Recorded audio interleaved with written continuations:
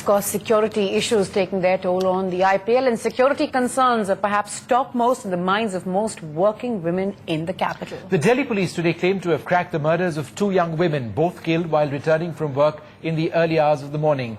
Soumya and Jigisha's killers are in jail, and their grieving parents say the guilty should hang. Siddharth Pandey has the story. मैं ये चाहती हूँ मुझे हम parents का वो ओनली चाइल्ड थी, वो छोड़कर हमारा और कोई नहीं था। मेरी बेटी को ऐसा तड़प कर जैसे मरा है, उस लड़के लोगों को फांसी होना चाहिए। मैं फांसी छोड़कर और कुछ नहीं चाहता, और जल्दी से जितना जल्दी से जल्दी हो उसका फांसी हो, नहीं तो मैं जिंदा नहीं रहूंगी मेरी बेटी को इतना। A mother's demand to get justice for her 24-year-old daughter. Jigisha was killed after she was kidnapped from outside her home last week. For 20 minutes, Jigisha stood outside her house over here, chatting over the phone with a colleague. That is when a Santro pulled up and the men inside it kidnapped Jigisha.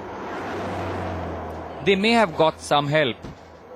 And only today I came to know that the guard of this area, private guard, who is appointed by this Residents Welfare Society, there is a doubt of these police persons that he was the informer, that whenever the girl, whichever the girl comes at what hours, it may come to light after some time. Inside this car, Jigisha struggled. She was reportedly beaten up, forced to reveal her ATM codes. They then withdrew money from 2 ATMs and also then headed to Faridabad. On the way, they strangled Jigisha and threw her body on the road.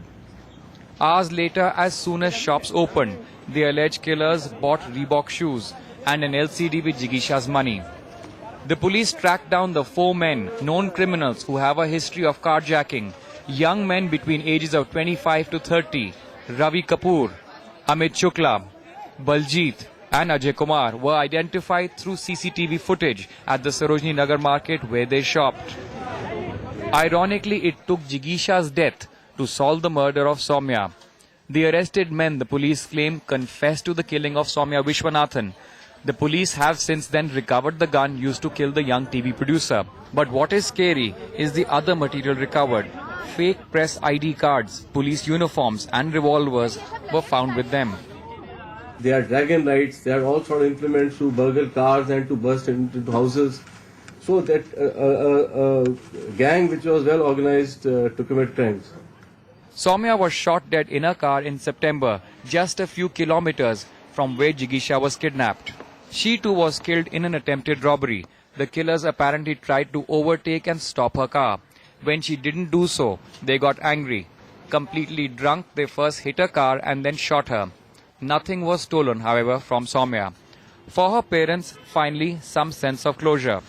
But many feel that there may still be many unanswered questions. Why was nothing stolen from Soumya, especially since the main motive was robbery? Why did they commit 2 similar crimes in the same area? If the men arrested have a history of crime, why were they so careless with the use of stolen ATM and credit cards?